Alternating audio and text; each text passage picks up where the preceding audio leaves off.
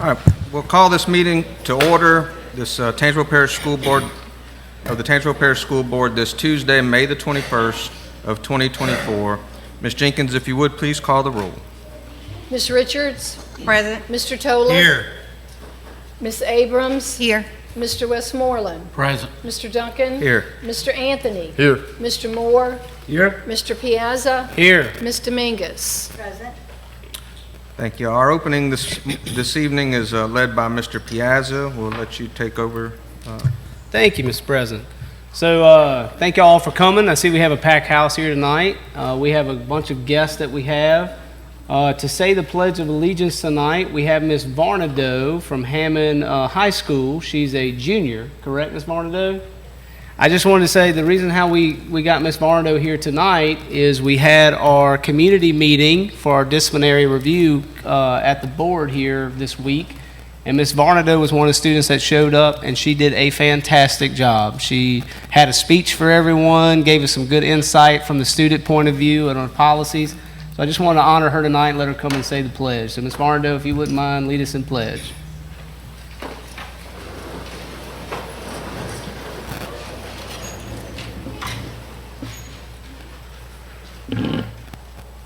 I pledge of allegiance to the flag of the United States of America and to the republic for which it stands, one nation, under God, indivisible, with liberty and justice for all. If y'all want to remain standing, we will have the Pledge of Allegiance as well. To sing tonight our national anthem, we have Miss Taylor from Ponchatoula High School. She is an incoming freshman, and she is part of the advanced choir.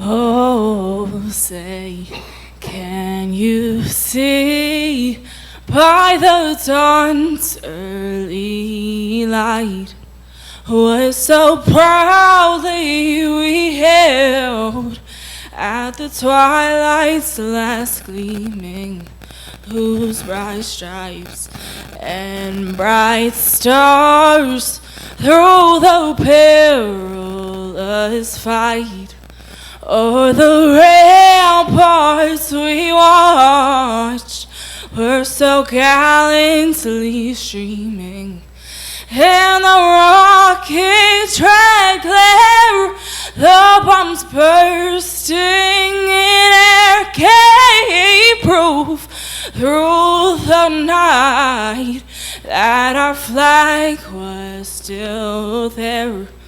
Oh, say, does that star-spangled banner yet wave o'er the land of the free and the home of the brave?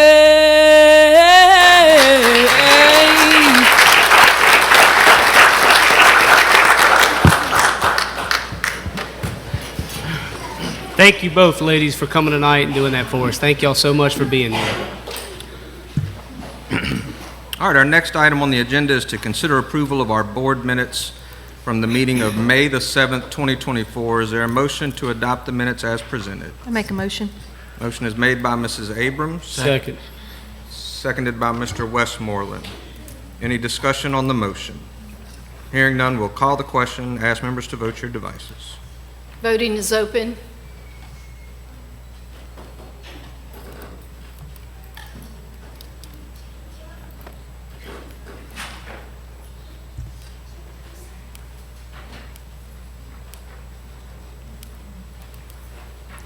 Voting is closed. Motion passes unanimously.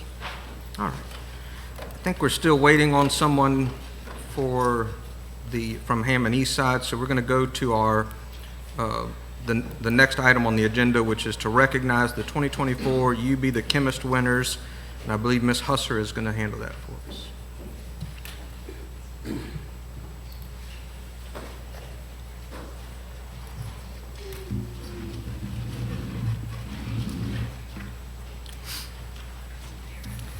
Good evening.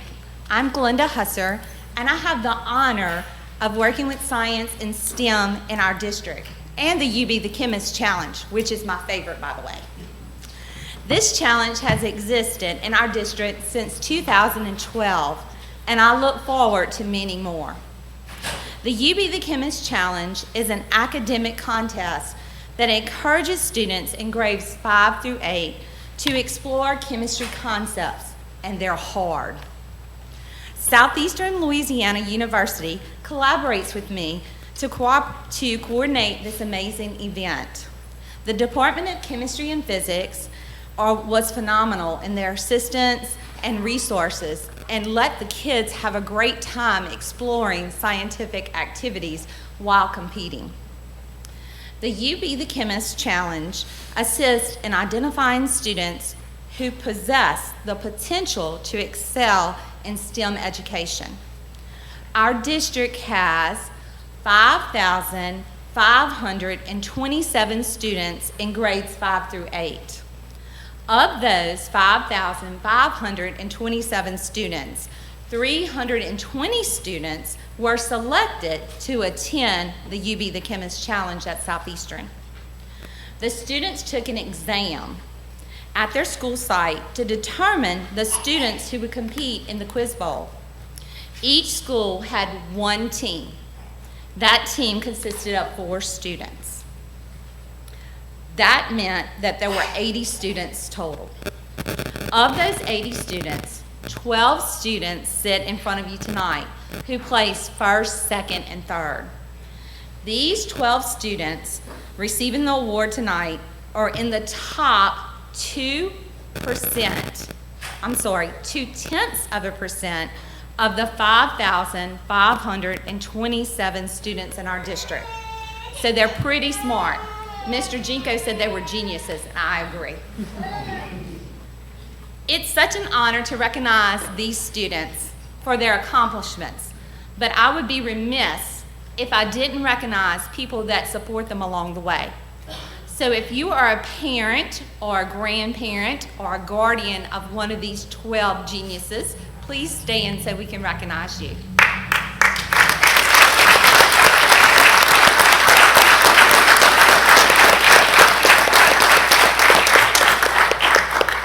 Thank you, and I encourage you to continue to encourage your students to explore STEM possibilities.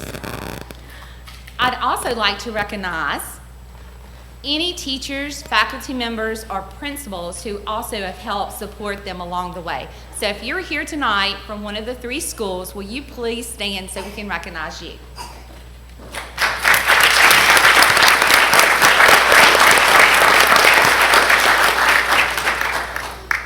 Last but not least, I would like to also thank Ms. Stilley, Mr. Jinko, Dr. Fassell, Ms. Lanier, who helps support with money. We can't go anywhere without her.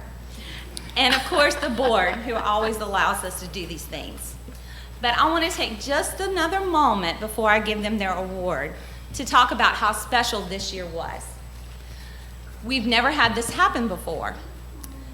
Usually we ask the questions and they're very difficult, and the children are scored on if they get the question correct or not, or if they get partial credit, and we tally up the points. We have several rounds, and we have clear-cut winners. Not this year. This year we had a tie. This year, second and third place was even. So we had to look in the rule book, because we've never had that happen before. And it took 2 very brave individuals, because according to the rules, they compete in what's called sudden death. So one person by themselves had to answer the question for the team. And they had to stand up in front of almost 400 people, no pressure, right? And answer that question. So I think for Champ Cooper, it was Colin, wasn't it? Colin, I'm going to ask you to stand up so we can clap for you today.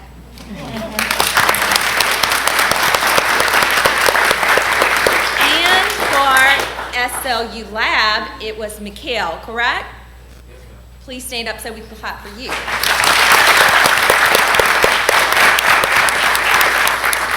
So, Mikhail broke the tie, but let me tell you about how awesome our students are. Not only are they geniuses, Mr. Jinko, they were also good sports. Because when Mikhail won, Champ Cooper's team said, "Good job, Colin. Way to go." And that means a lot. So let's give them all another big hand. And now, because I can talk all night, but I won't. Now, so we can give you what you came for, we're going to start with our third place team, which is Champ Cooper. And by the way, this is your second year coming, isn't it, Champ Cooper? So, wonder can they make it for a three-peat? So, come on up, Champ Cooper. And Ms. Dilly, Mr. Jinko, and Dr. Cassell, you want to, Mr. Jinko, you want to hand them their medals?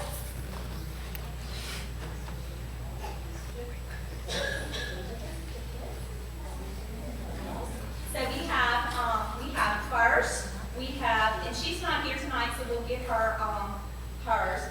You'll take it back for her. Crenshaw Chahar. That's who's not here tonight, so they're going to take it back for her. And then we have Colin Ford, Jackson Kennedy, and Lathan Patterson. And that is our third place team this year.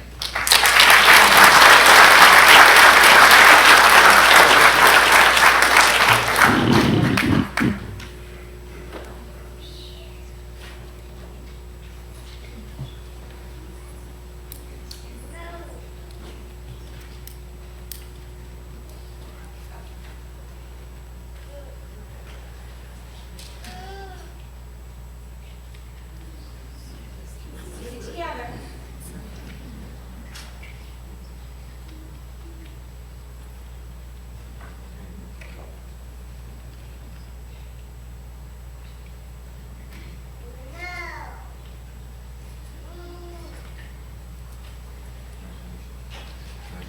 And now for our second place team is SLU Lab. If y'all come forward.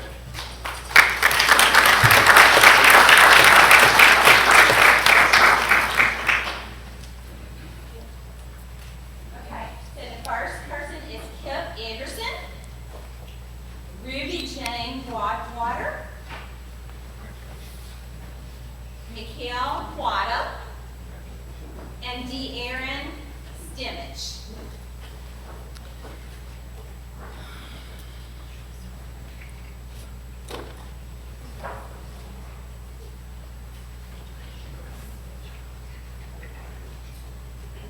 And this is our second place team this year.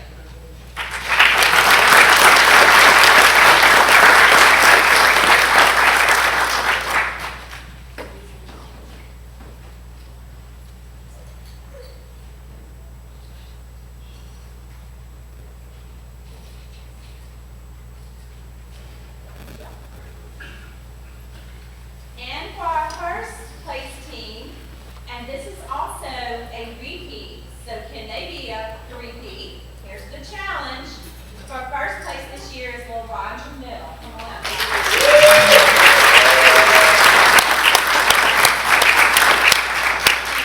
The first person who couldn't be here tonight, Marquise Addison, but our second person is Kai Flinger.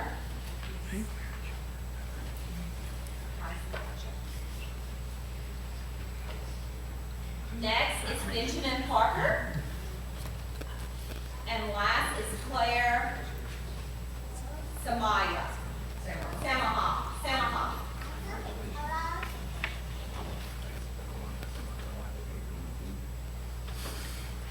And great job. Congratulations, first place.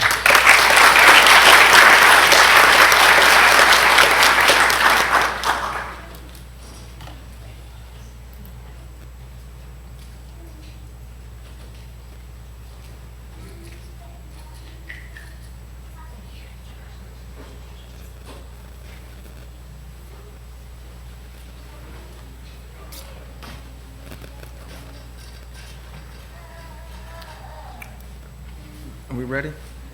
All right. So next, we're going to go back to the first awards and recognition item, which was to recognize Hammond Eastside IB Uppers School Arts Gala and Mr. Piazza was going to handle that for us. Yes, thank you, Mr. President. So I had the honor this year to attend the second annual Art Gala at Hammond Eastside Upper, hosted by Miss Bailey. And there were some unique things that I saw there that I think we should have brought to the board so the rest of the board could see. So if we could, Miss Bailey, can you and your team please come down to the front, please?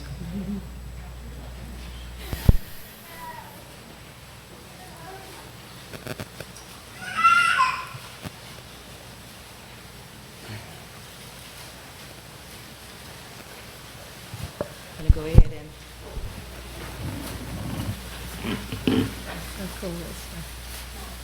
Miss Bailey, please enlighten everybody of what's going on. I know. They're like, what is that? Well, thank you so much, Mr. Piazza, for being just so supportive throughout this process. And some of you guys may not know, but Mr. Piazza actually was the MC for our Eco Art Extravaganza this year, and he did a phenomenal job. He was so emotional, supportive, and everything. So he sacrificed a lot just to be there. So I just want to, everybody just kind of give him a hand clap for that. It meant a lot. It really did. So I just want to kind of explain to you guys what this is. Our school has had the privilege of hosting our second Eco Art Extravaganza. And the key word in that is eco, okay? And so that, of course, means, friendly, earth-friendly, ecosystem. But this actually was born because of our concentration in IB, International Baccalaureate. We are an IB school. We focus on, we are actually a visual and performance art magnet school. So we were able to bring in our IB attributes and incorporate that into our magnet, which is visual and performing arts. So we did have performances, and unfortunately we can't have our performances here, but guys, those students did a phenomenal job. We had singers, dancers, musicians, we had students doing poetry. We had some students rapping, and it was just so amazing, and we had students doing live art. And then the students also are responsible, the Visual and Performing Arts Magnet students were responsible for the entertainment, for the fashion show. So we have 3 art level classes, Art 1, Art 2, and Art 3. And our Art 3 students, which are our 8th grade students, had to design garments from recycled materials. So they actually made all of their fabrics, and the fabrics and the garments that you see are all made out of plastic bags. Yes. Those students had to melt these bags. I think it was maybe like 100 and some odd bags, maybe 150 bags to 200 bags, in order to make 5 yards, 60-inch wide spools of fabric. Each designer this year, however, was responsible for 2 garments. That means 10 yards at 60 inches wide. Guys, this was a very tedious process that our students had to go through. These are 2 of our models who actually modeled last year, and they modeled again this year. And so our students would, those designers would actually do body castings of these models. They had to go through the whole process of design, which I kind of brought a few little visuals to give you guys a bit more of a visual of what the process is. Our students had to research a culture or a country.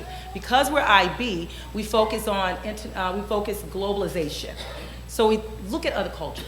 We study other cultures. We find out the religions of other cultures, their rituals, things like that. And they have to dig really deep to do this research. Then each designer is responsible for creating what's called a design board.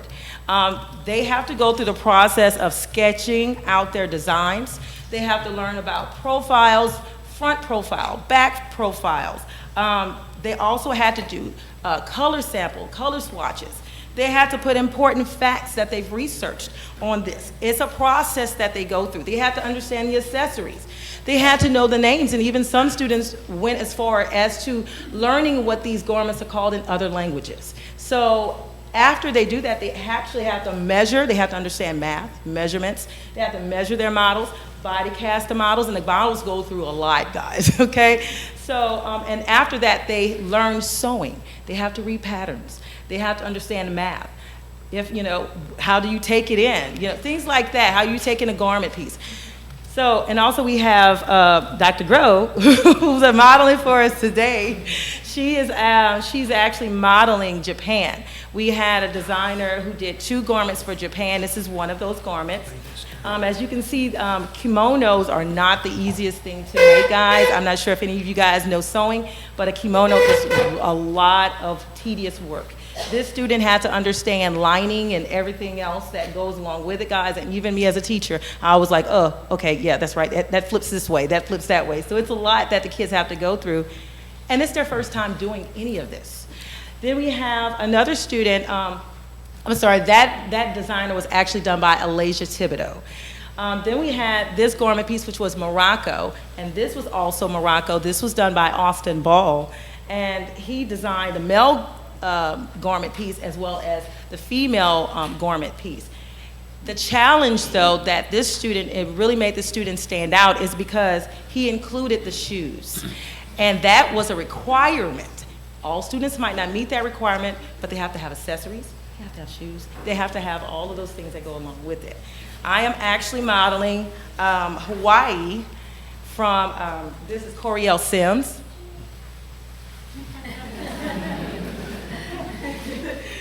Her piece. I don't have the full garment on, but this was done by Coriel Sims, which was actually voted, best in show. So we did have, and actually Austin Balls was actually rated the highest for both of his garment pieces as well.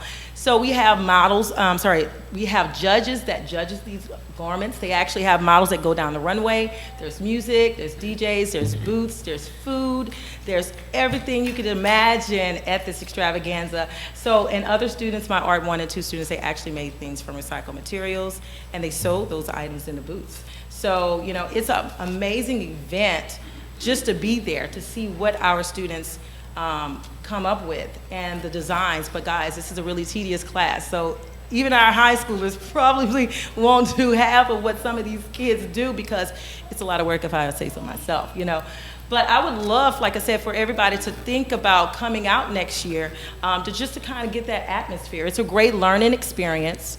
If you want to bring the young ones, if you want to bring even older students. Some students might be interested in design. Some students, might be interested in, other things because we have other booths from other teachers who are doing things, whether it's, I think we had gardening. I had a teacher who did that. We had a Spanish teacher who did some things with our students using recycled materials to make piñatas. So we have all of those things available. So like I said, I don't want to talk because I can do the same thing. I could talk a lot, and Dr. Groh knows how I am because I'm passionate about what I do. But I just want to thank, like I said, for the opportunity for our students to grow and excel and have experiences that they don't normally have just in, an art class. So these are things they can take with them in the future. So hopefully I didn't bore you guys. Thank you again, Mr. Piazza, for inviting us. No, thank you, Ms. Bailey, and thank you, Dr. Groh. She's the principal of Hammond Eastside Upper, so thank you for prospering our young children in these arts programs. Thank you.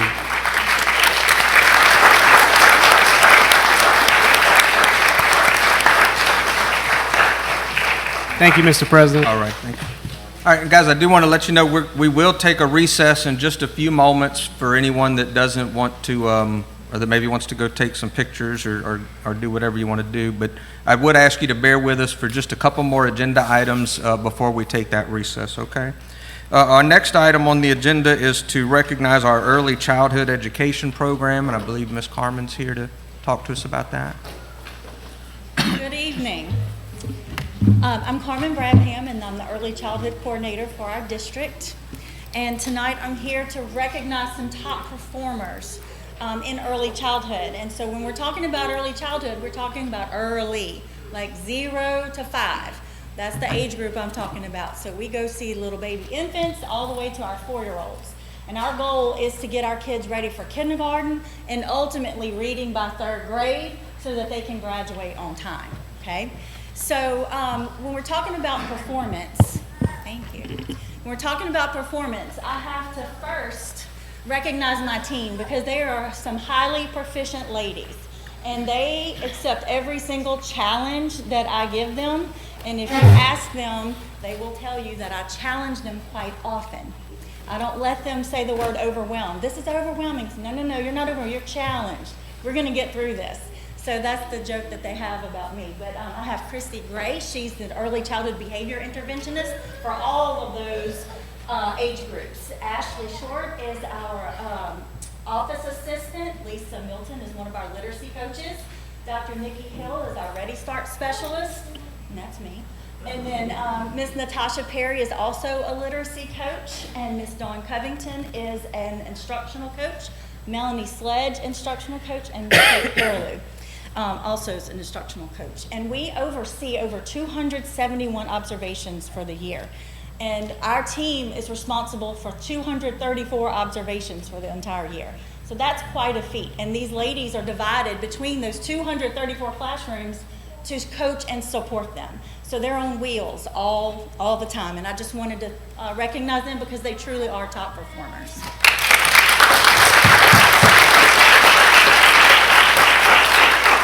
So how good are we?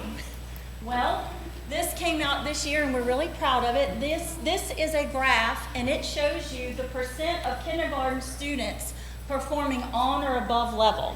They're tested using the Dibbles assessment when they enter school in August. And so if you notice, Louisiana is the purple. I labeled them for you. What do you notice? I'm a teacher, so I'm going to question you. What do you notice? We're at on the top. Yeah. So thank you. So we're really excited about that, and that's the hard work that not only these ladies do, but all of the people here tonight and people who aren't here, because we're trying to elevate early childhood for all of those reasons that I just said, so that our youngest learners have the best start. And you should, if you live in the Hammond area, we've got our billboards going up that say, give your child the best start with Ready Start. That's what Ready Start is, getting these kids ready for learning, okay? So, I'm here to recognize our top public schools, our top early learning centers, and if you notice, I did not say the word daycare. So if you like the word daycare, I need you to erase it from your vocabulary. These centers are early learning centers. They're spending time with our children. They are preparing them so that they have a foundation that is for lifelong learning. It's that important of a job because most brain development happens before they walk through that kindergarten door. That's how important these people are to our community, okay? So we're early learning centers, okay? So what I'm going to do is call up our public schools, and I'm going to tell you a little bit about our scale. We observe every classroom, infant classroom, toddler classroom, pre-K classroom. And the performance is on a scale from 1 to 7. So 7 is the best, okay? Between 6 and 7 is excellent. Between 5.25 and 5.99 is highly proficient. Everybody sitting over here tonight is highly proficient. So we congratulate them for that. So I'm going to call the schools down, and I would like the leaders who are here to get the certificates, as well as the teachers who have come, because they're the ones that are doing the work, and we thoroughly appreciate all of their hard work. So our top 3 performing public schools, we have SLU Lab.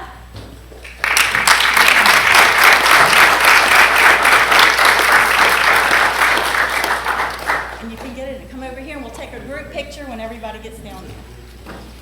And this is a very unique situation because Miss Edwards is the only pre-K teacher there, so that score up there is hers. That's exactly what she scored. So that's a lot of pressure for her as well. She doesn't have a buddy, okay? Champ Cooper Elementary.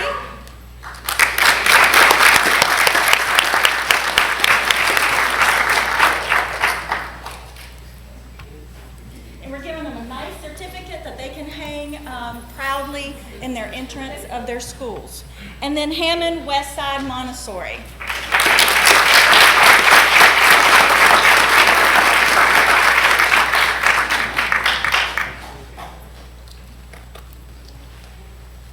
This is a hard-working group of people, and we appreciate their efforts.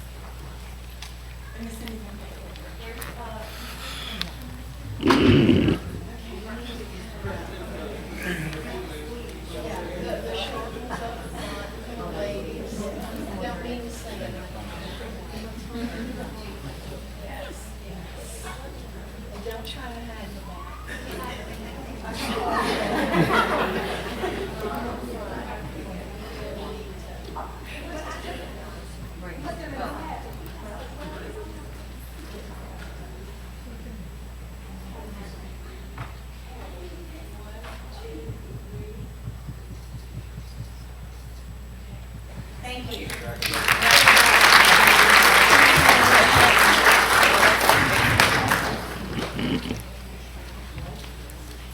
The next group that I would like to recognize are our early learning centers. And this group, y'all, it's amazing. When you go in these child care centers, they are teaching those infants. They're talking to them. They're giving them that foundation. And it's a hard job. Some of them work 6 to 6. You know, they've got staff coming in, morning staff, afternoon staff. They're phenomenal people, and I encourage you, if you have someone, a loved one in child care, early learning center, that you say thank you to that teacher, because they truly are pouring everything they have into making sure that your children are ready. Okay. We have 5 top performers in this category. We have Hammond Early Learning Center.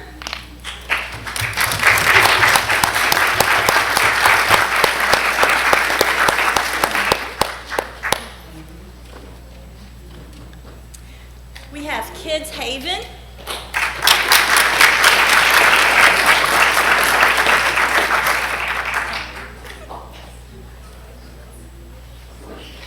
The Early Learning Center of Ponchatoula.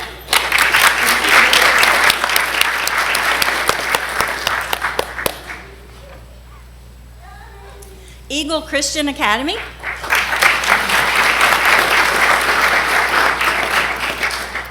And Explore and Learn Early Learning Center. These are the busiest people that you'll know. If you walk in, sometimes they're in the kitchen, sometimes they're teaching a classroom, they're everywhere. So they really do a good job and they work hard. So we want to say thank you for elevating early childhood.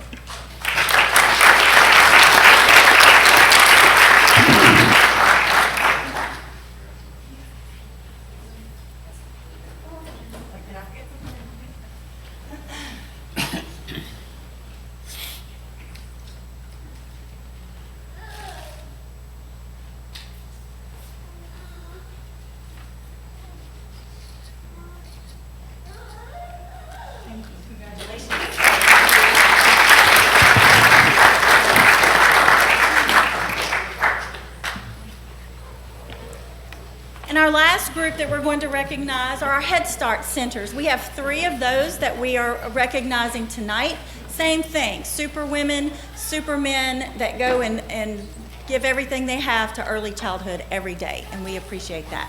So our first recipient is Hammond Head Start.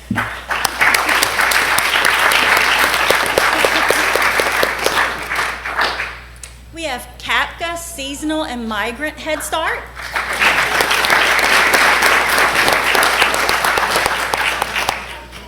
And finally, SLU Head Start.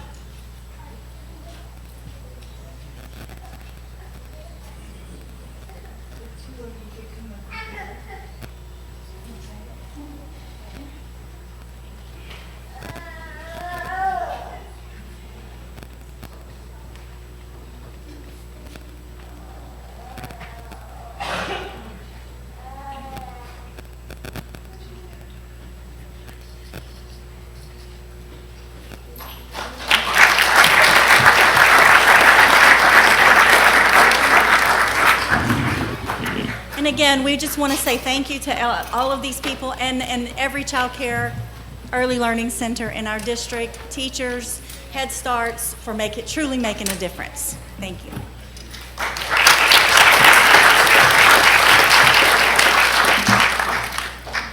All right, guys, as promised, in just a moment, we are going to take that 5-minute recess.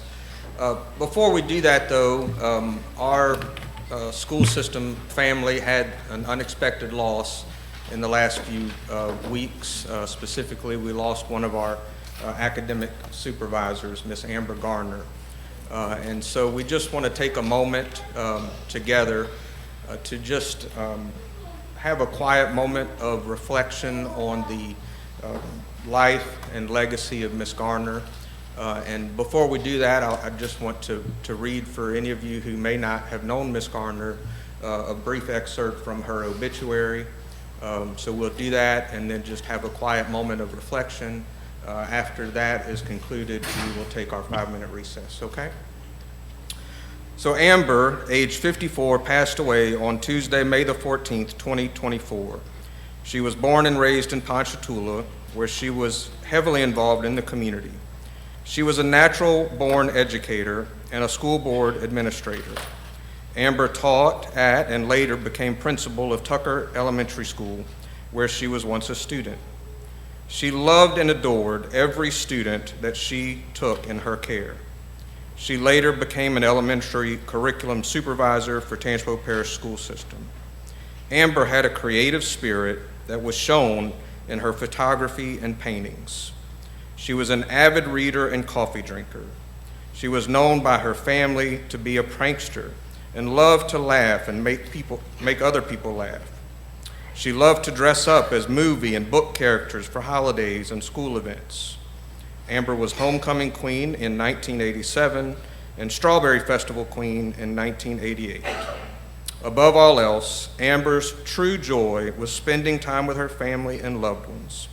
Whether it was the holidays or watching her kids and grandkids play sports, she enjoyed spending time with them. Her grandbabies, who lovingly named her Gigi, and her nephews that named her Nana, truly owned her heart. Amber will forever be loved and greatly missed by all those that loved her. So if you would just join us again for a quiet moment of reflection in honor of the life and legacy of Amber Garner.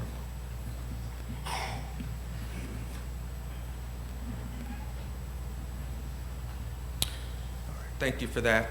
And again, we'll take a 5-minute recess now and start our meeting in just a moment. Channel 17, proudly serving the Florida parishes. All right, good evening. Good evening.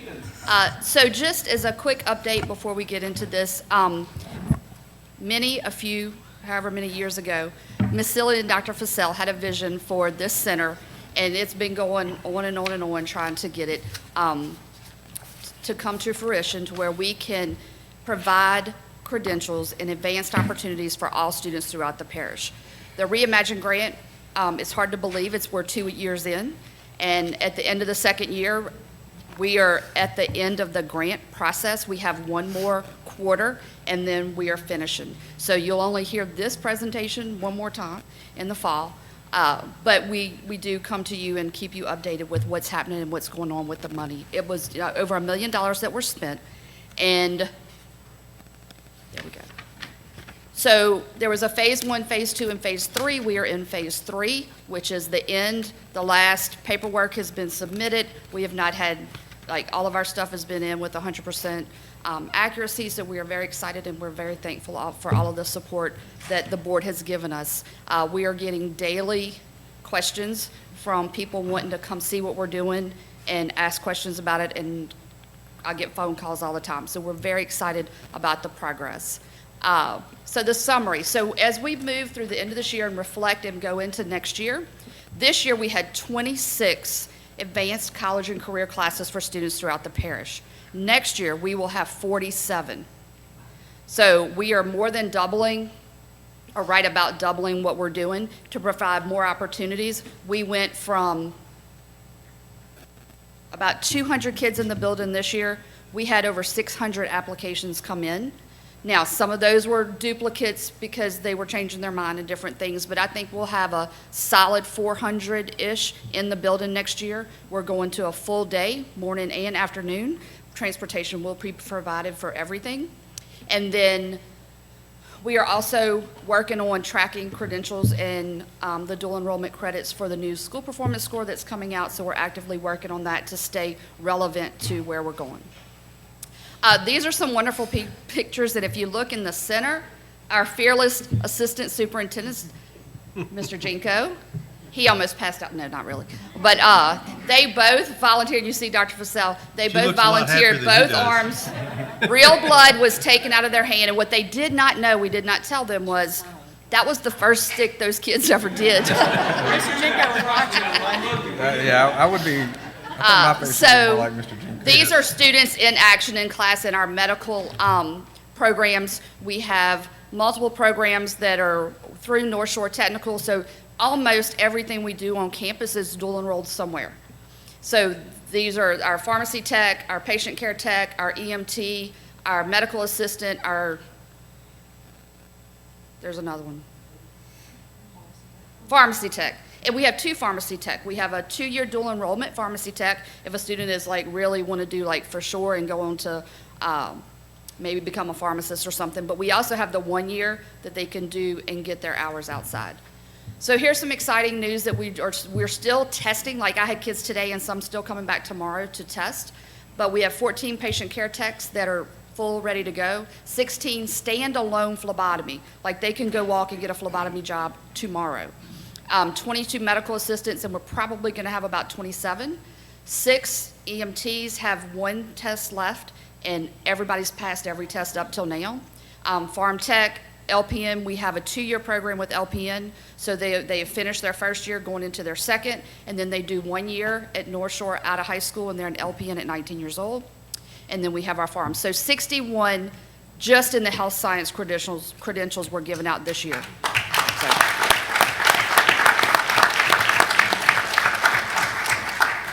And I want to make sure that we're clear. All 7 high schools already do a large number of credentials and college credits. This is in addition to what's already happening, which is what's so exciting.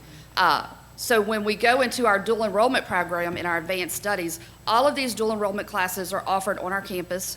4 of our instructors are North Shore instructors that work for North Shore that just come teach for us because we have so many teachers. So when you look at the number of dual enrollment courses that our students took and finished this year successfully, 184. Yeah.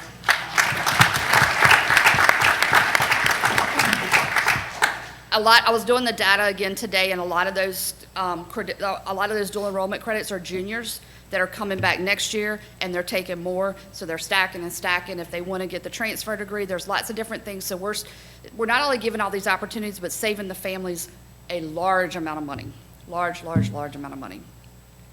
So then we get into information technology. On the top left was the Sicilian Festival that we partnered with WGNO, and our kids were working with their camera crew. We have a TV production course on our campus that goes around and does filming all the time, and those are our IT classes in our Apple Lab in the bottom right.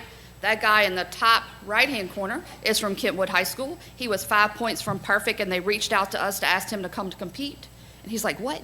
I was like, dude, you're smart. Like, you know, they want you to come all these places. And so he is just absolutely amazing, topping out everything he does. So we had to showcase Caden. And then within the IT, we have the Adobe Visual Design Specialist, Fundamentals of JavaScript, Autodesk. Those students, the Autodesk, are drafting. So they have their credential to go in and do that online drafting, and then they will take the Inventor next year, which is the other part of AutoCAD. And then we also have our forensics. I couldn't put the pictures on social media of the last forensics project because we had a crime scene, and I was scared they were going to say it was real. But we had like stuff out and all the little things, and they were taking hair samples and fingerprints. The kids had to lift the fingerprints, take the hair samples, put them in the microscope, analyze them, compare. It was pretty amazing, and they figured out who did it. And it was not me. So when we look at our progress towards our goals, the students, the 2 things that we are recently posting on is, 1, we did a survey to the students and the families. We had a 99% satisfaction rate with all of the things, and we have a couple of quotes in a minute. And the Reimagine funds are completely accounted for. That 83 went up to 100% today. So we have used all the funds that they gave us, which we're very excited about. So when we were working on this, we had several goals, and one of the goals is we, as a district, are looking at equity throughout the parish, and we're trying to make sure every child has an equal opportunity to take advantage of advanced college and career courses. So specifically with our African American students, you can see an increase of 42 last year enrolled in one of these courses, up to 107 this year.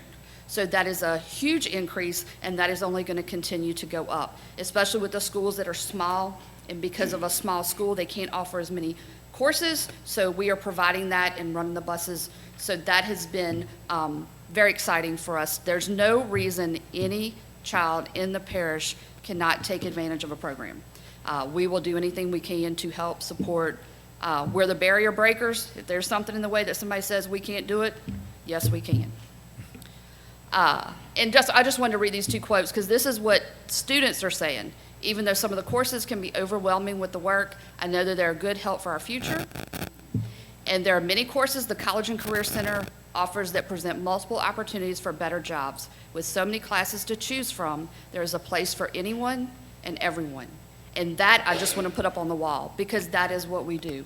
Everybody is welcome, and anybody they can come as much as they want. So there's our contact information. I know the meeting was running long. I did have that quick video, but I skipped it. Do y'all want to see a 1-minute video? Okay. This is, how do I get back to it? Okay, I'm doing it right? I forgot where I put it. Okay. So we have a TV production class, and it videoed our medical assistant students, and it will speak for itself. Medical assisting students are learning the basic steps and safety procedures necessary to draw blood. Having the proper gear is vital to performing a safe blood draw. You always use basic PPE, so you always make sure you have gloves on, just fresh dawn gloves. And even the butterfly needles and the other pressure needles we use, they have safety devices on them. So everything we do is completely safe. Students practice drawing blood from mannequins first. After a bit of practice and they have ensured that safety standards are met, they are able to practice drawing blood from patients. I like being able to, palpate the vein and be able to draw the blood. It's something I've always, looked forward to in the class. People find it weird, but even like when I go to the doctor. I want to watch and learn how to do it because later on it's going to help me. We have all of the real equipment here when it comes to the needles, the tubing, the alcohol swabs, the gauze, tourniquets, gloves. Everything is the real thing that they will use on a patient. There's a wide assortment of needles students can use to conduct successful blood draws. One in particular is a butterfly needle that can be used for drawing blood or for an IV. Medicine is a very important thing that we all need to maybe open our minds to, and I think it's a very helpful resource for the future and just curing different diseases, and I think that this course has helped me understand the severity of that. This program allows students to experiment in the field of medicine. Students who discover a passion for the medical field may continue their education. For the Tangi Parish Advanced College and Career Center, I'm Clanisha Morris reporting.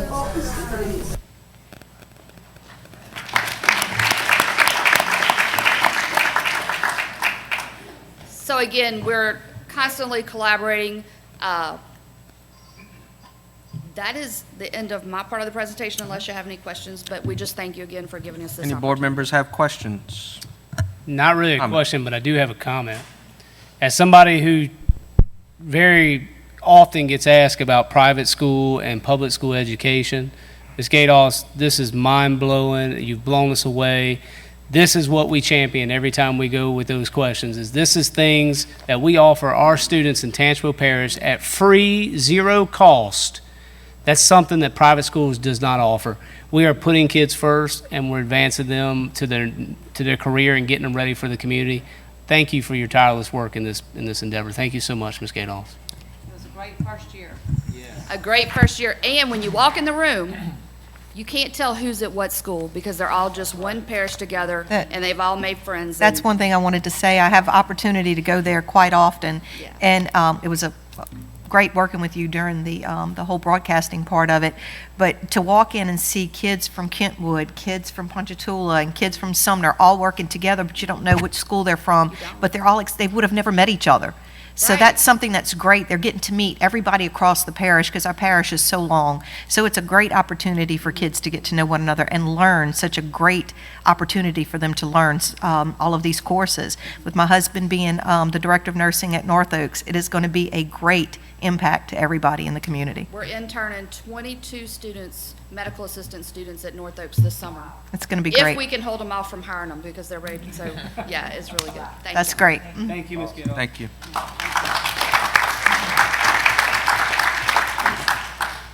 All right, next item on the agenda is to consider the report from our Finance and Audit Committee from our May 7th, 2024 meeting. So moved. Motion is made by Mr. Toller to adopt the report. Is there a second? Second. Seconded by Ms. Richards. Any discussion on the motion? There's no public input. We'll call the question and ask members to vote your devices. Voting is open.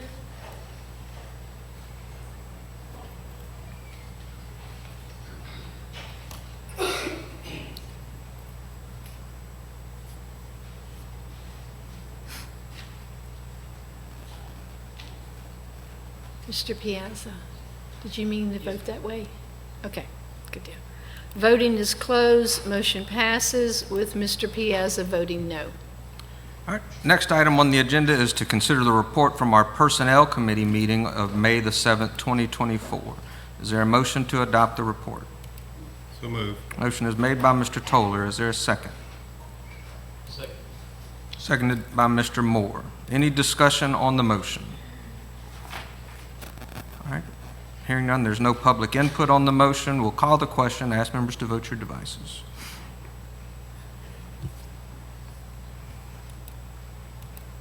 Voting is open.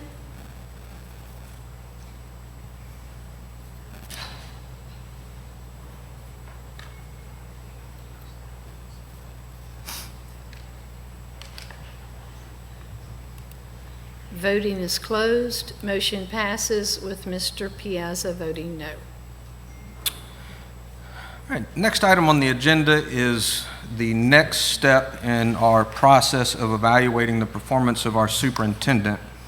Before we take this item up, I just wanted to just kind of give a short walkthrough on the process that we employ as part of our policy. The superintendent's evaluation policy process is outlined specifically in our policy manual under policy CBF. This process, I guess in a way, starts with the superintendent's contract where specific objectives and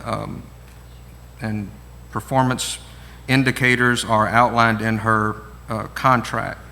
We also have an evaluation instrument that the board worked with the superintendent to develop and approve previously. Once the evaluation process starts, it begins with the superintendent providing the board with a report and documents outlining the progress over the year towards the district's goals, including supporting documentation, her own self-evaluation, and various other things that she wants the board to consider.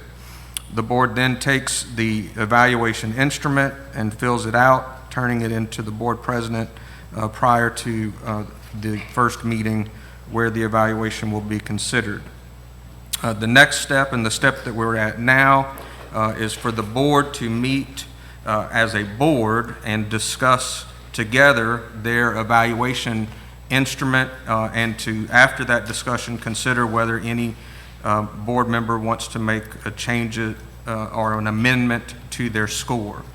At our next board meeting, we will have a meeting with the superintendent to go over the scores and again consider whether any changes, any board member wants to make an adjustment to their score after meeting with the superintendent as a group. Of course, any individual member also can meet with the superintendent individually to talk about their score. After that final meeting where we meet as a group, The results of the score are made public, signed off on by the board president and the superintendent, and made a part of the superintendent's file. So that's where we are. Again, this step tonight is for the board to meet and discuss together the instrument. That meeting can take place in open session or in a closed session. That is at the discretion of the superintendent, who is elected to have that meeting take place in a closed session. So at this time, the board will go into a closed session to discuss those evaluation instruments, and then we'll come back when we're completed. Channel 17, proudly serving the Florida parishes. All right, we're back in open session. There's no action, again, no other action on the superintendent's evaluation tonight. This is mine, right? At our next meeting, though, we will be finalizing the superintendent's evaluation. Next item on our agenda is just general updates from the superintendent. Ms. Stille, you have any? Yeah, just a couple, Mr. President. One, as we all know, this is the last week of school. I want to thank our teachers, our bus drivers, all of our staff in our schools for the work they've done this year with our students. Enjoy the summer. You know, accidents tick up in the summer. Most urgent care units and emergency rooms will say they have more kids coming in. So just, be safe around the water, motorized vehicles, things like that. We want all of our kids to come back in August. Also, we did a coffee talk today about how to prevent the summer loss in reading. And so there's some really basic things that families can do to keep kids on track or improve their reading in the summer. And so you may want to watch that. I think it's a good way to keep kids on track without having and keeping those skills sharpened over the summer. Also, I believe that we have Ms. Sharon Walker in the crowd tonight. No? Yes. I was looking. I thought this must be. I don't know.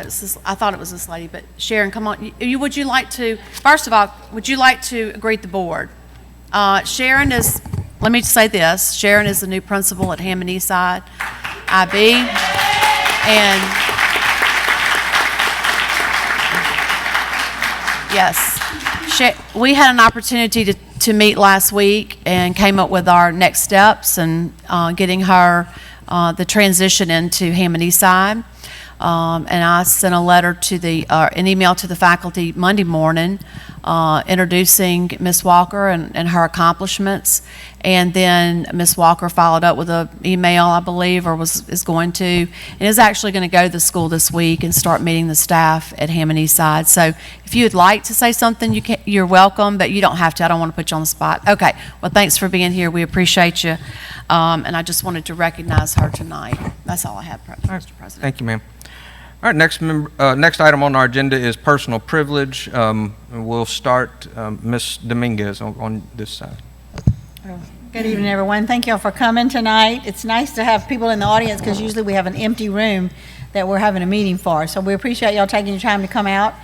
I've been very diligently following our legislation right now. We have a lot going on that's going to affect education as we know it now. Some of it may be good, some of it not, but I encourage you to continue to watch what the legislators are doing and how things are going to change, because it's very important that we have our voice out there and make decisions, based on what legislation is giving to us. We also have some accountability issues, and I had asked Ms. Tilly about giving us an update when all that finally gets passed. That's going to actually change the way we score our children and the way we see things as far as dual enrollment and everything. It's just a lot of process going on right now with the legislators, and they have a hard job to do, and they're passing their job down on to us, so we really want to keep abreast of all of that. Wish all the graduates and all of the kids that are leaving 8th grade, the kindergartners, everybody going out for the summer, we wish you a great summer and come back refreshed next year. Mr. Westmoreland. Yes, I'd like to also say thank you to everyone who come out this afternoon. Look forward to hearing the comments. I'd like to congratulate all the chemist winners today that we've recognized. Ms. Brabham has done an excellent job with early childhood. I think that's very important for our parish to get younger the children. The more they learn, the more they're going to succeed as they get older. And that goes on to the College and Career Center that's doing an excellent job, that we're expanding on that. So we need all our students to get involved in that. I had the pleasure of going to several of the graduations, so congratulations to all our seniors as they move on to the next step. And just want everyone to have a safe summer. Thank you for all the teachers and administrators and students. Hope everyone has a great summer and comes back in August ready to learn some more. I'm going to come back to you, Mr. Moore. Mr. Piazza, you have anything? I just want to thank all of my guests that came tonight, especially the kids and the principal and the teacher for the art gala. Guys, we got some amazing talent throughout our parish. I don't know if y'all know that or not, but we've got some amazing educators and students that literally blow my mind every time I see some of their work that they do across our campus, especially with Ms. Gados and what they're doing over there at the College and Career Center. We've got a lot to be proud of in Tangipahoa Parish. I'm just going to say that in all honesty. We have some things we can work on, but man, we're getting some stuff right when it comes to the educational standards, and I'm happy about that. I want to tell the teachers, have a wonderful, safe summertime. Come back energized, get some rest. We appreciate everything you do for us throughout the year. And that's about it. Ms. Abrams? I want to thank everyone for being here tonight. We look forward to your comments later on in the evening. Congratulations to all of our graduates. You may not know this at this time, but your high school years were the best times of your life. I know it was for me, and I wish I can go back to 1985, I'm not going to lie. But of course, we had different times then, and our communities and our states growing. And with that growth comes a lot of change, and I hope that everyone is going to be able to work on that this year. And thanks so much to our teachers and all of our employees for the amazing job that they do, because just like Mr. Piazza said, we have some amazing educators in our school system, and we have a lot of things going on that's going to be better for our communities, and I can guarantee you we're working hard to make that happen. Thank you all. Mr. Anthony. Okay. Thank you all for being here also. I actually made some notes for mine because I have so much to say, but I'm going to kind of read through it. So I apologize in advance if I'm lengthy. But I did want to state, first and foremost, that I truly believe that this board has, and executive team, have made it a point to be equitable in our hiring practices, in making good faith efforts to make sure that we're exercising our desegregation plan and having opportunity for all students. That's something that I focus on. That's something that this board focuses on. And the public may think otherwise, but I can promise that's how we work up here. In Tangipahoa, just a few numbers. Our demographics are about 60% white and 30% African American, 10% other. Our student makeup is about 50% African American. We have 32 principals in Tangipahoa. 18 principals are African American and 14 are Caucasian. Excuse me? Okay. Oh, I'm sorry. I thought I heard somebody say something. 57% of our assistant principals are African American, 43% are white. And I think these numbers show that our hiring practices have been fair, equitable, and practiced in good faith. Until recently, I'm unaware of any grievances filed regarding our hiring practices, and we have placed multiple candidates since I've been on the board in January of 2023. On a personal level, I can guarantee that every decision I have made has been made considering whether or not this is the right thing to do to benefit all students in an equitable way. And frankly, with the way the public has responded to what's going on recently, I've kind of been insulted because I feel like, so yeah, it's true. So I'm just saying, because y'all don't know what I think. All right, y'all don't know what I think. Hey, and listen, we're going to be respectful and let people say what they want to say. I've got nice things to say too. No, this is not, I'm not beating up anybody. But I just want to make sure everybody understands that when I got elected to represent the 20,000 students in this parish, and I exercise the most fairness possible with every decision that I make up here. Whether or not y'all believe that, I can't help you. But you can go back and look at my voting record and see how I voted and how I vote for equity and fairness, and that's my goal as a school board member. On a different note, I want to thank Dr. Fussell and Ms. Stilley for the vision to start the Advanced College and Career Center. I think we can all agree this is an excellent opportunity for our students. We are able to send them into the workforce with career, and basically this is what I think we should be focused on. Now, some people are going to go the college route and some people are going to go the technical route, and I think having that opportunity to go into a vocational area of training is very valuable for our students, and I hope that we can add more programs to that. And that's all I got. Thank y'all very much. Ms. Richards.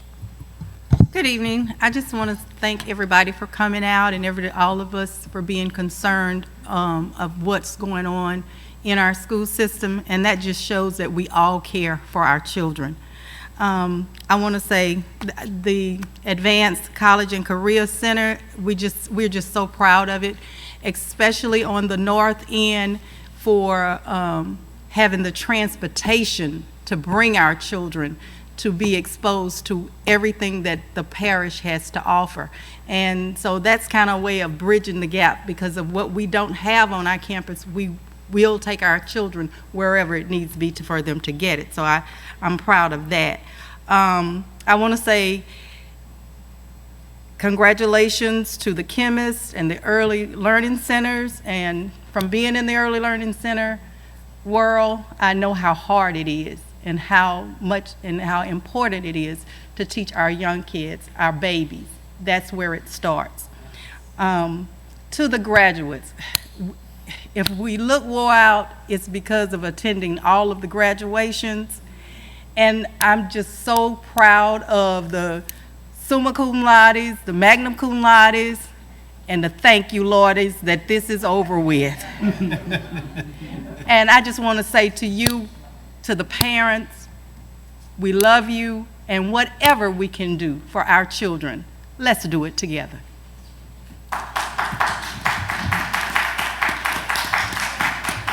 Mr. Moore.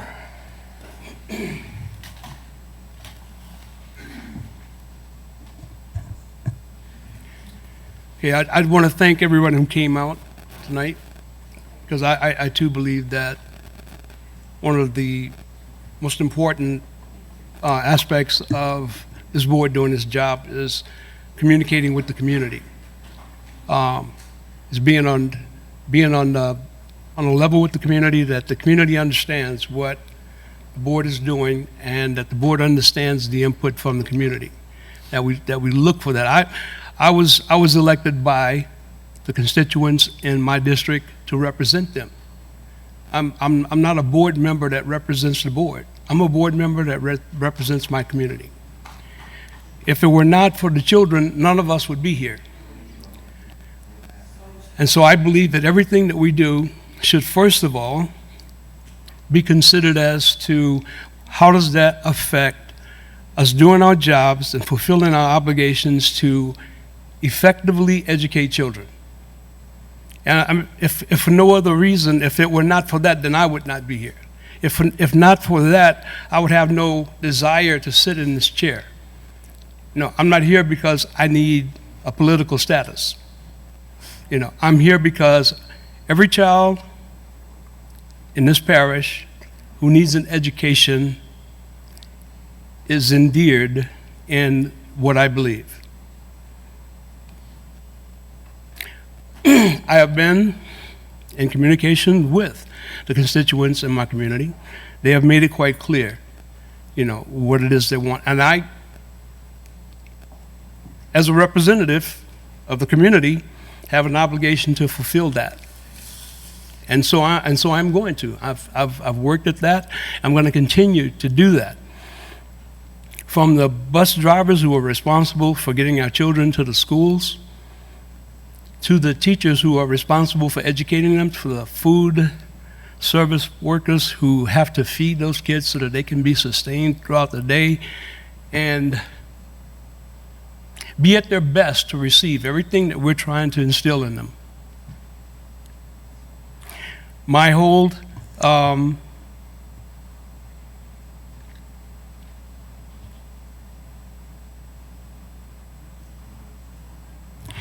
reason for even sitting here and talking right now is so that everybody understands and so that we can all get on one page that children are the reason that this exists. Every person in this building who's sitting here, you would not be sitting here if we were not trying to educate them. I want to congratulate Miss Walker. Miss Walker, I commend you. I commend you. You walk the talk.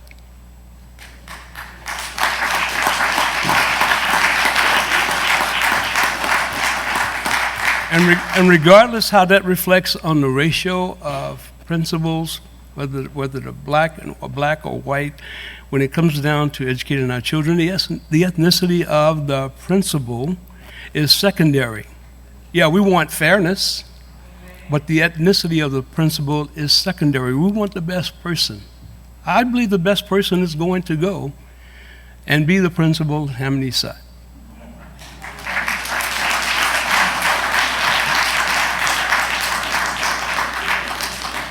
Okay, and so lastly, I saved the first for last. I want to congratulate all of our faculty and all of our students who received the awards for tonight. God bless. Mr. Toller? Yeah, real quick. Just want to congratulate, like everyone else said, the graduates and the families and the faculty and teachers that made it possible for those graduates to walk across that stage. As we went and saw thousands of students graduating, some were in the top 10, most everybody else was in the crowd. I was in the crowd when I graduated because I struggled to get through just like most everybody else in the class, but regardless, a lot of accomplishments. We should be proud. At Sumner's graduation, I was able to have a friend of mine, Trey Miller, who graduated in 22, come and sit next to me. He enlisted in the Marine Corps when he graduated from Sumner. He now works in Quantico, Virginia, and he's part of the Marine One team that transports the president. He's got incredible stories to tell. He's only been in the Marines for 2 years, but he's already seen a lot as far as that kind of life. And for him to come back and talk to the students and talk to the faculty and hug teachers means a lot to me. So I applaud all of them. Secondly, Roseland graduation. I told Ms. Stiller this earlier. I had a chance, my daughter graduated from Roseland this year, to see the 5 teachers that teach the 8th grade teachers line across that stage, and every child that walked and got a hug from every teacher. That to me said exactly what that school represents. It was compassion, it was love, it was, and you could see the embraces between the teachers and the kids. These were not just kids, these were relationships. And now I know why when I go to Walmart, nobody knows me, but everybody knows my wife, because she's a teacher at Roseland. So that's great. But and then third, the 1021st, which is a unit out of Covington, is having a deployment ceremony this Saturday. They're, a group of soldiers are going to Kuwait. And a lot of our people in Hammond drill in Covington, so I offer prayers and support for their families and for the soldiers that are leaving. Summer's here. Teachers may be taking off, but Terry and his crew, the maintenance guys, are fixing to be ramping up in our schools. We'll see them doing a lot of repairs in our schools and trying to get things done, so hats off to them, and I applaud them for their hard work. And then last but not least, driver's ed is back in our schools. Let me say that again, driver's ed is back in our schools. Tonight we voted on the personnel report from the personnel committee, and part of that was hiring a new driver's ed teacher to work with Ms. Gados at Independence. Too many students graduate high school without the ability to get a driver's license. And we want to go back to fixing that. That is a big part of a child's education and a big part of passing from a non-productive citizen to a very productive citizen. And I applaud Ms. Stilley and her crew for putting that back into place. And Tangipahoa Parish is once again going to help our students get their driver's license before they get their diploma. So hats off. That's all I have. And that's not going to be at Independence High. That will be at the Career and Technology Center. So every junior or senior will have an opportunity, throughout the parish will have an opportunity to Get take ready to advantage hire of that another one. We're program. gonna need So, two. all right. All right, folks, we're going to move on now to our general public input session. And before we do that, and we'll come back and do litigation after this, I just want to remind everyone that's going to be participating in this that this is an opportunity for our community, for us to hear from members of our community about the general concerns and things that they would like to let us know about on how we can generally improve how we are operating our schools. General public input is not a place where we will be talking about individual students or individual employees. That is not appropriate in a public session like this. We have a different procedure where that is where those types of matters are handled. So we would ask that you, again, follow those rules that you signed and agreed that you would follow. Keep your comments to those general concerns on how we can improve our school system. And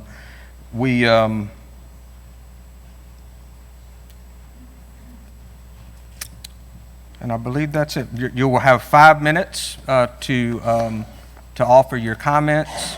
The policy does not allow for the board to respond to your comments. Again, this is mostly a listening session. We want to hear from you. We want to hear your concerns and your comments. We will make notes on those. And to the extent that it's something that we need to get back to you about as far as any sort of action plan, we will do that. That's why we asked that you provide us with your contact information when you filled out your form. Okay. All right, so we'll start. The first one I have is from Miss Erin Fleming.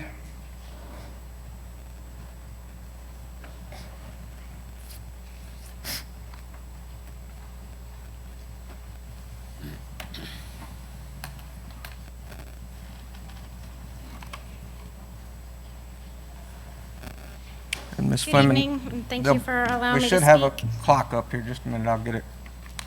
My name is Erin Fleming, and I'm a proud parent of a child who attends Hammond Eastside Magnet School.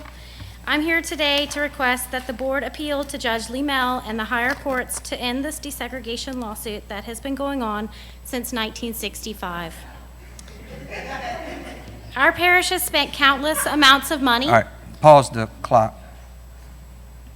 Hey, guys, we are one community that hopefully loves each other and appreciates each other. We are the community of Tangipahoa Parish.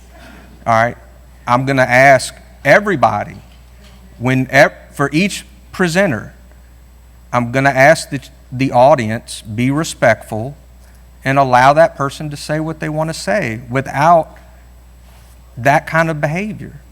Okay? Your children are watching these monitors. They are watching the behavior of how we are conducting this business. So let's conduct this business like the adults that we are, with greatness and respect. Okay? And be a good example for the people that we are here for. All right. Ms. Fleming, start your presentation again. Thank you. Thank you. Our parish has spent countless amounts of money trying to appease the plaintiffs, and it's still not enough. According to the letter of the editor posted on March 15th by the NAACP Education Committee, our parish has spent approximately $231,667.77 in meetings from October 16th, 2022 to May 22nd, 2024, 19 months precisely, concerning the desegregation lawsuit. That does not include the $150,000 in 19 months given to Donald Massey, court compliance officer, the $150 in 19 months given to Andrew Jackson, and the thousands of dollars given to John Hatcher. That 19-month total is well over $550,000. One can only imagine the massive amounts of money given to all these people over the last 59 years. Also, in addition, the taxpayers of Tangipahoa Parish have the right to know how many hundreds of thousands of dollars have been awarded to plaintiffs, lawyers, consultants, and the judge for a decade on order money. Money that should have been used to educate future leaders of this parish. Does either side in this 59-year battle really want to end it? I'm appalled and saddened that we have allowed this to happen in our schools. Again, I request on behalf of our children that you appeal to Judge Lumel and the higher courts to end this lawsuit. Finally, I implore the members of this board to reconsider our hiring practices. I urge you to ensure there is equal opportunity for all and transparency in hiring so that the most qualified candidate for the job may be selected. The future of our community depends on it. Thank you. Thank you, Ms. Flynn.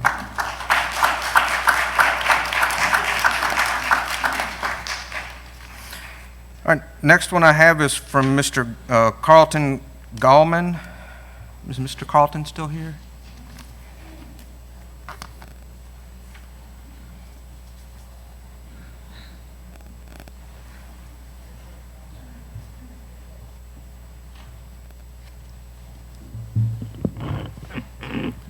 Let me say good evening to those of us who are here to this board and to the gathering congregation.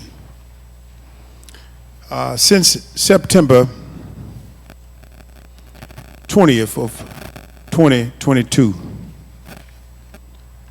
I have put before this board on a number of occasions, two pressing concerns that, if resolved, free of selfish politics and vain ambitions, would not only position this school system to move from a system in decline, and make no mistake, because at the end of the day, I don't care how many small accomplishments we have, overall, we're a system in decline, to an altruistic path of progress, but would also help remove the blight of race discrimination and disparity of treatment. Those pressing concerns are the hiring, practice, policy, procedure, and the grievance policy. Now, with the grievance process, this board has made fledgling attempts towards improvement. But these small steps of improvement are only as good as the superintendent and the board that oversees this process. Because you ain't want to follow what's in place, you ain't no use doing it. If we are as smart as we make ourselves to be, if we are as seasoned as we portray ourselves, if we know God like we profess, and if we have the wisdom that our office requires, no federal judge should have to show us where we erred.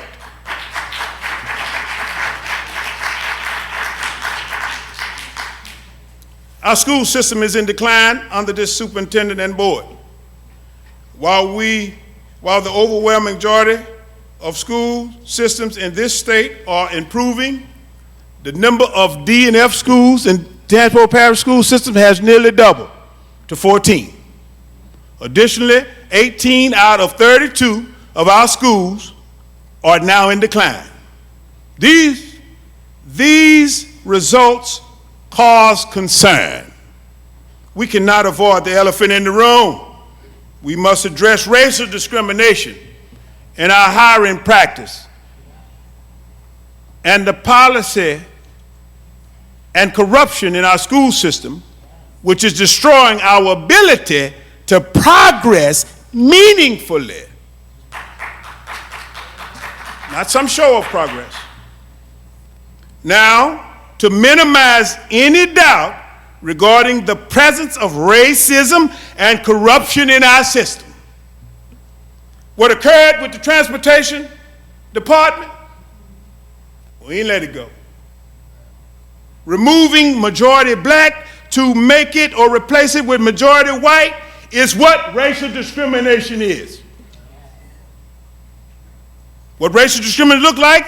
It looks like 8 qualified applicants for principal at Hammond Eastside Upper, 7 blacks, 1 white, and the white applicant was selected for the position. Now, I know some of us want the DSEG order to win, but sister, you wouldn't have the position if the DSEG order case ended. What will this board do? I always ask y'all a question. Every time I come, I ask a question, and I ain't had none answered yet. Ain't nobody called me or reached out, and sometimes I've offered solutions, although I hadn't campaigned for office and I'm not paid for it. So I feel if you own this position, you ask for it to come up with meaningful solutions. Because some of the things that have been said, brother board member, is we make noise, but we don't offer any solutions. I didn't ask for the job. What will this board do to rectify the problems that plague the hiring process? In closing, board members, you need to understand this. All of us here need to understand this. Whenever racial discrimination has compromised members of the class to do its bidding, it's still racism.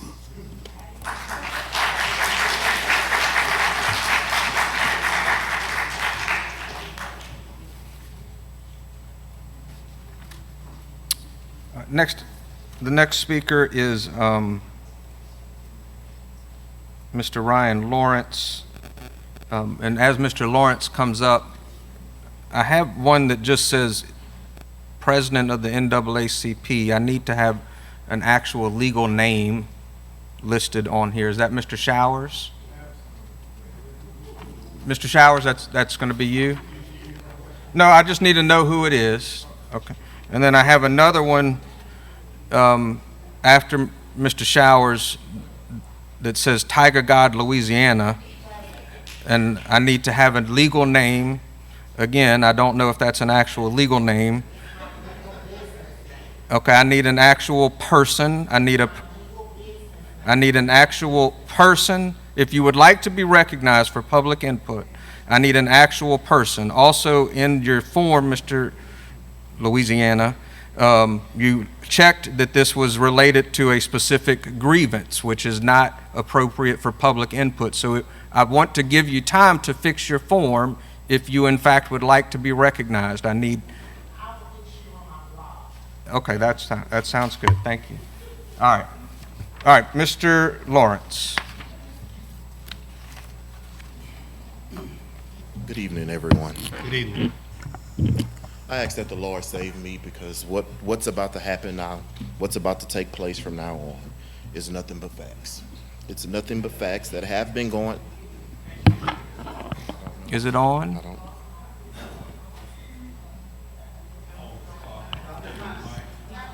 We'll fix the clock. Is the microphone on?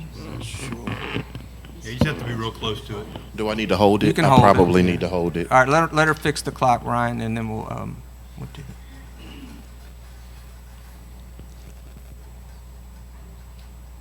All right, you can go ahead. Go ahead. Again, good evening, everyone. And I ask that as I speak, I ask the Lord to direct me and I ask Him to save me for what's about to take place during this meeting. Like probably about 6 years ago, the comment that was made in an email that was sent out regarding the black applicant, I took protest and I was fired by this same board, some of these people on this same board. So today I just want to let you know that God still blesses, He still heals, and He still guides and directs. Now, today's agenda is definitely concerned with equity issues. For one, let's talk about hiring a PR person to deliver messages that are culturally sensitive when we don't have the ability to do that as school board members and school board employees. Because what took place was much disrespected. Now, on the website, it says that TPSS adheres to core values, what took place, that wasn't a part of the core value. That wasn't a part of being kind. It wasn't a part of being compassionate. It wasn't a part of being respectful. It was a part of being disrespected over a course of years that particularly started during 1965. Now, probably a few days ago marked the 70th year anniversary of Brown versus the Board of Education, but yet 70 years later, we're still discussing issues like this in 2024. It's utterly ridiculous. It's utterly disrespectful.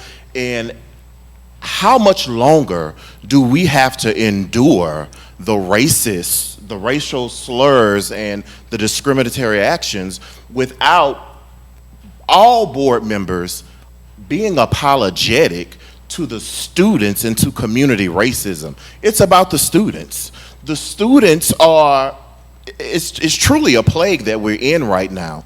They see people who are dressed up fighting back and forth about issues that's causing gun violence, that's causing poverty, but yet we supposed to be the professional people, but we're acting worse than the students. So how is it that a superintendent cannot be publicly disciplined, but then every time you turn around, there are students who are disciplined and being sent to alternative schools and put out and not being accommodated for the very purposes that will help them? I mean, this is no restoration. This is no restoration. What this is a council meeting to basically say that we don't care about black people. That's what it is. That's exactly what it is.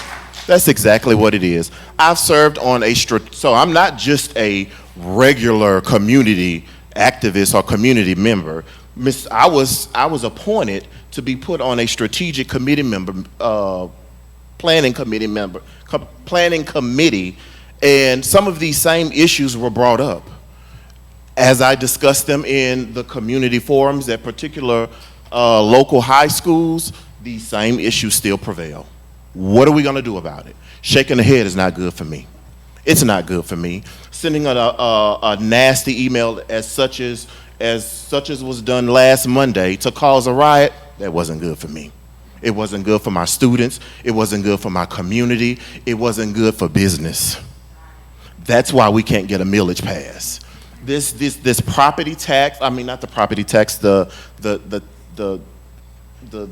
sales tax, that has nothing to do with us doing the right thing and our citizens feeling justified that the school system is doing what it's supposed to do. No, that's a cop-out. That's a cop-out. If you, a school board, cannot pass a millage tax, that means you're not doing what you're supposed to do. Look at St. Tammany. There was one point where people would run to Tangi Parish to teach, would run to Tangi Parish to just be included, but now we're the laughing block. Everybody looks at us like, oh yeah, that's a Confederate area. Oh yeah, it's still bloody Tangipahoa. It's still bloody Tangipahoa. What are we gonna do to change that negative connotation? Giving your friends positions, nothing is right about that. Nothing is right about that. If you want your friend to be employed by a system, hire your own.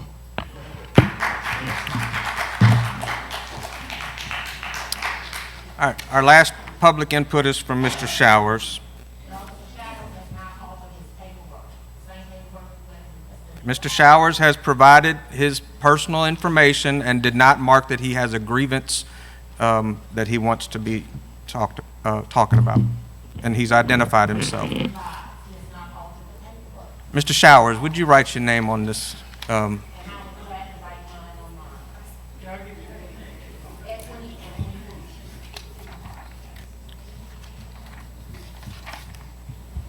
then you got to mark that you're not talking about a specific grievance.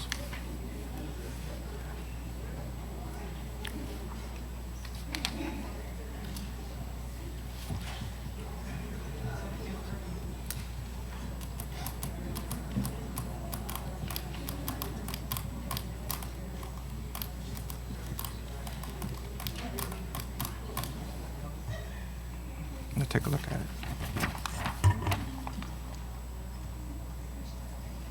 Yeah, I'll pull you. You got some way that we can contact you, Mr. Okay. No. All right, go ahead, Mr. Showers. Yes. President Duncan, school board members, Superintendent Stilly. Let me just say, almost a 60-year desegregation case that we're still involved in. Can you hear me? Do I need to get closer? Do I need the mic? Okay, all right. Almost a 60-year desegregation case that we're still involved in. A few years back, we assembled here because of some disparaging remarks from a school board member about a noose. A few months ago, we were here because of an entire black transportation department was terminated without cause. And today, we have assembled ourselves again because of an email dubbed the black applicant. And we're still in a 60-year desegregation case. My question is the quintessential question: how long shall we halt between two opinions? In other words, how long shall we straddle the fence between unitary status and desegregation? Well, the answer is 60 years. That's how long. But let me just say this. The email that came out caused a firestorm in the community, and it showed a great divide in this community.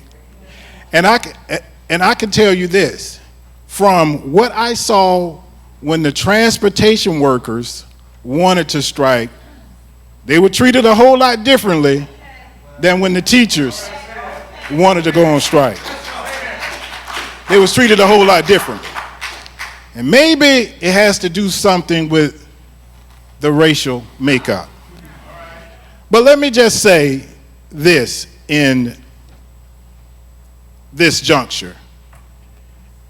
What well, her name has already been mentioned. Can I mention her name, or can I say complainant? Which? Miss Walker. Oh, what? she's... Well, what she has done has been truly remarkable.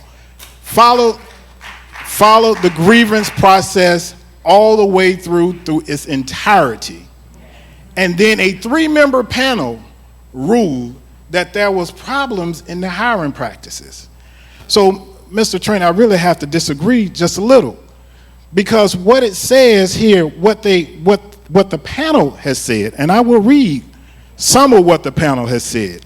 It says, however, there was sufficient evidence to conclude that TPSS did indirectly discriminate against complainant when it failed to adhere to a mutually agreed upon desegregation order imposed by the court. It says this finding is crucial as it signifies the impact of the discrimination extended beyond the individual complainant, affecting multiple applicants. I didn't say this. A 3-panel said this of attorneys. The review panel found serious flaws in the current hiring process. In this instance, the review panel found that the nature of the discrimination lies in the flawed hiring process itself. A non-discriminatory procedure would be something different from the current process utilized. That is what a 3-member panel found regarding Tangi Parish hiring process.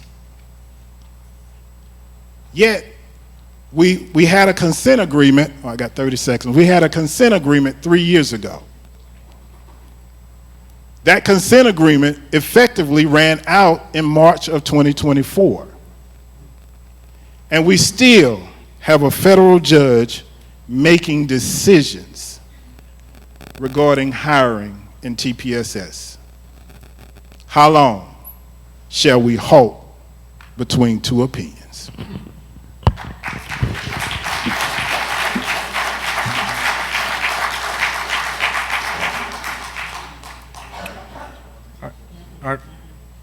Our next speaker is Kanita Chenevere. Am I saying that correctly? For general public input.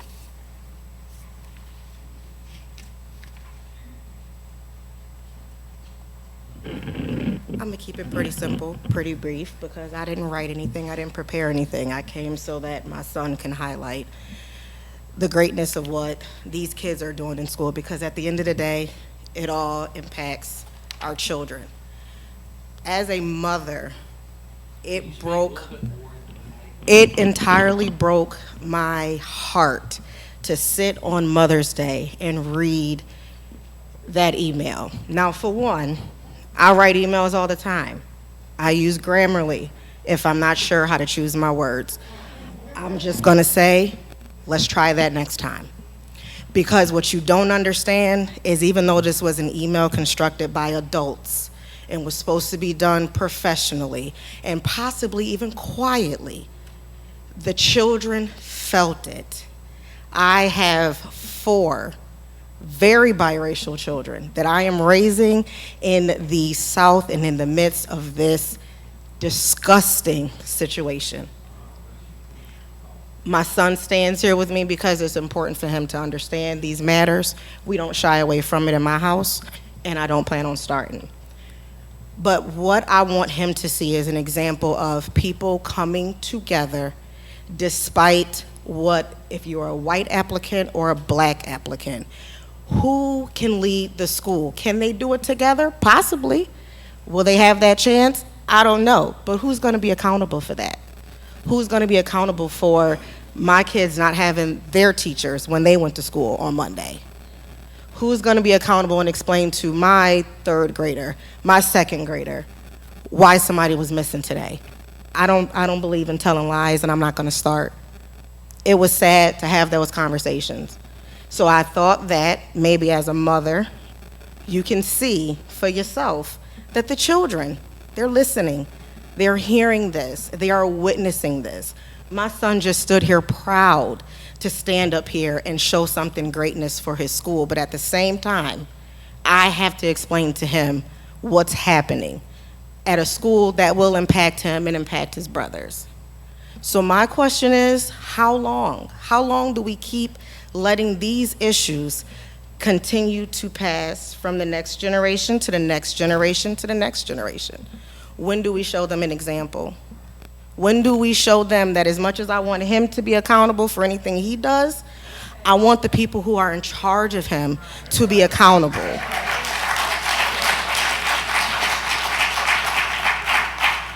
I am so proud of my honor roll children. They work hard, they go to school, they do what they're supposed to do. But guess what? When they mess up, apologize, son. And I don't just tell them to say I'm sorry, because I'm not raising sorry individuals. I tell them to show that you mean it. Mean what you say, what comes out of your mouth. You cannot reroute that. You cannot suck it back in. But what you can do is acknowledge when you hurt people. And at the end of the day, I welcome our new principal. Never met her. I can't wait till the time comes. But I wonder how effective you can be when this is the playing field that you're left with. This is the mess that's laid out. This is the catapult of what's happening. And the kids see it, and they feel it. Explaining racism to a biracial child who's in a household with both cultures and they're not understanding, why is this still a problem, mommy? Why is this still a thing, mom? And every time I'm just like, you know what, quite frankly, I don't get it, I don't understand it, but this is what's happening, so I prepare you for it. But I prepare them to be productive men, productive, strong individuals in their community, however that may be. Every day and they watch me. Every day, I treat the underserved of our community. I am the only board-certified Black lactation consultant on the North Shore of Louisiana. Moms are not even given the basics on how to breastfeed their children because of racial biases. Racial biases have no place in our schools, in our communities, in our healthcare, and it dang sure should not still be impacting my children that I am growing and I am teaching to be productive members of society. I never want his application to be looked at and people try to figure out, is he Black or is he the white applicant? Is he in between? Is he Hispanic? What is he? I want them to look at him. I want them to look at his application. Who are you? What are you gonna do in this school? So I'm just saying, we gotta fix it because they're watching. Thank you, ma'am.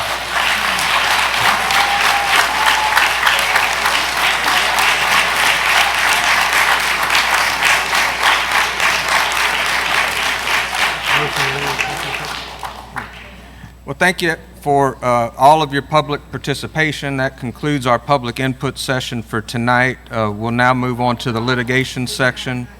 We'll move, I will receive a motion at this time to enter executive session on Beasley versus, our motion is made by Mr. Westmoreland. Is there a second? Seconded by Mr. Toller. Is there any objection? He did not fix his form. No, he did not fix his form. And we also, our general public input is limited to 30 minutes, so we've done that. All right, no objection to the motion to enter executive session. We'll enter executive session at this time. Channel 17, proudly serving the Florida parishes. Motion related to the case of Beasley versus Masika. Recommendations. Motion is made by Mr. Westmoreland to adopt council's recommendation, seconded by Mr. Piazza. Is there any objection to the motion? Hearing no objection, the motion is agreed to. There being no other business to come before the board, this meeting is adjourned.